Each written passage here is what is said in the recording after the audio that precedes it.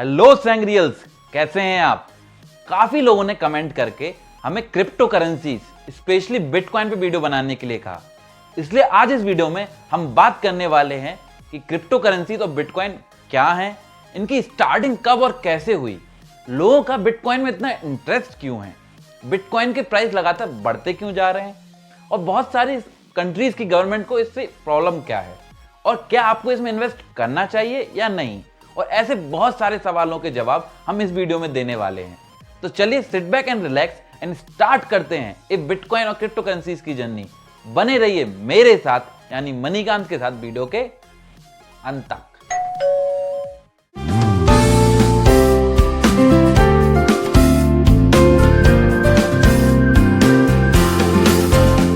सबसे पहले बात करते हैं क्रिप्टो करेंसी क्या है और इसकी स्टार्टिंग कब और कैसे हुई।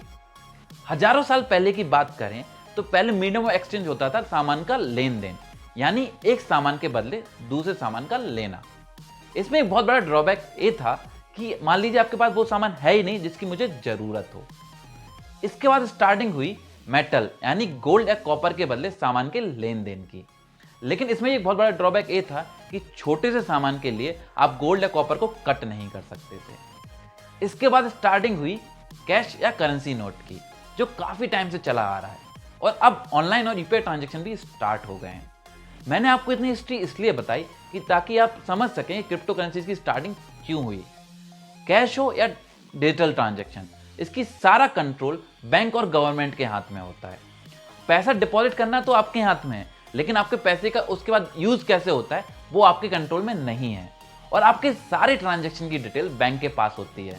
और इसी थर्ड पार्टी सिस्टम को खत्म करने के लिए स्टार्टिंग हुई क्रिप्टो करेंसीज की, जहां पर सेंडर और रिसीवर एक दूसरे को डायरेक्ट क्रिप्टो करेंसी ट्रांसफर कर सकते थे बिना किसी थर्ड पार्टी के इंटरफेरेंस के, यानी थर्ड पार्टी के पास कोई भी ट्रांजैक्शन की डिटेल नहीं होती है।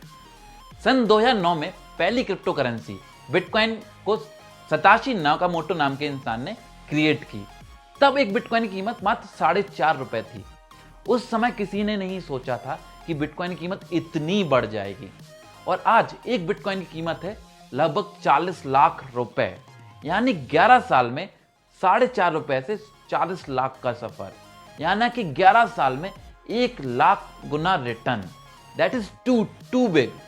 और एक प्रेडिक्शन के अकॉर्डिंग 2030 में बिटकॉइन की कीमत 5 करोड़ तक जा सकती है। इस वीडियो में हम टेक्निकली ब्लॉकचेन कैसे काम करता है और ये मनी ट्रांसफर वेरीफाई कैसे होता है उसके बारे में बात नहीं करेंगे। अब बात आती है आपके और मेरे लिए बिटकॉइन का क्या महत्व है।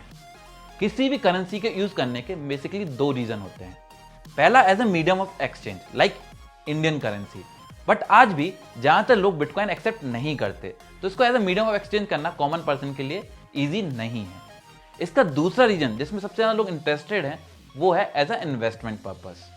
क्रिप्टो करेंसीज बिकॉज ज्यादा डिमांड होने की वजह से इनके प्राइस लगातार बढ़ते जा रहे हैं, तो लोग इसको as a investment purpose treat कर रहे हैं बिकॉज लॉन्ग टर्म इन्वेस्टेड रह के आप काफी अच्छा रिटर्न एक्सपेक्ट कर सकते हैं।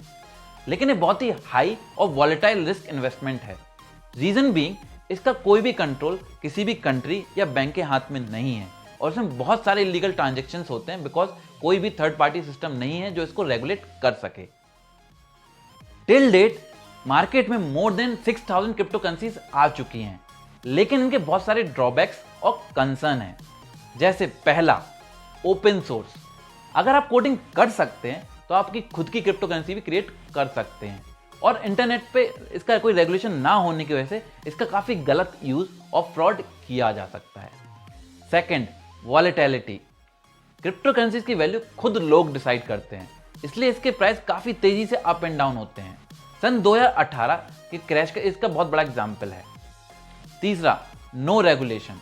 जैसा कि हम पहले भी बता चुके हैं कि किसी भी कंट्री के रेगुलेशन के अंडर में नहीं आती, तो बहुत सारे इलीगल काम जैसे ड्रग की सप्लाई, ट्रैफिकिंग और वेपन डीलिंग के लिए बिटकॉइन का यूज किया जाता है, क्योंकि इसमें ना तो कोई ट्रांजैक्शन ट्रेस होता है और ना ही किसी लॉ के अंडर में आता है।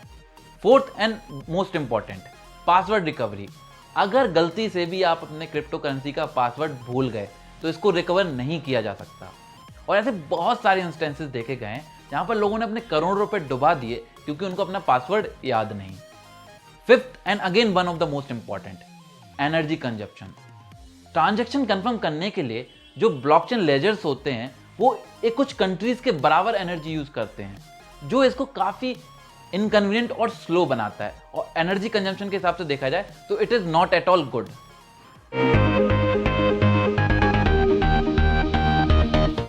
2018 में आरबीआई ने क्रिप्टो करेंसीज ऐप और उन ऐप्स में बैंक के ट्रांजैक्शन को बैन कर दिया, लेकिन सुप्रीम कोर्ट ने ओवररूल करके फाइनेंशियल इंस्टीट्यूशंस को क्रिप्टो करेंसी एक्सेप्ट करने के लिए बोला। काफी सारे रूल्स एंड रेगुलेशन पार्लियामेंट में बनाने की कोशिश की गई, बट अभी तक कोई प्रॉपर रेगुलेशन नहीं आई है। इन दी एंड मैं यही कहूंगा कि हर क्रिप्टो करेंसी बेकार नहीं है, लेकिन इसके लिए आपने प्रॉपर स्टडी जरूर करें। ऑन पर्सनल नोट, मैं इसकी कोई प्रॉपर फंडामेंटल या टेक्निकल एनालिसिस नहीं कर पाया, और एज वॉरेन बफेट सेड कि जो कंपनी या जिस कंपनी का बिजनेस मॉडल आपको समझ में नहीं आता वहां आपको इन्वेस्ट नहीं करना चाहिए।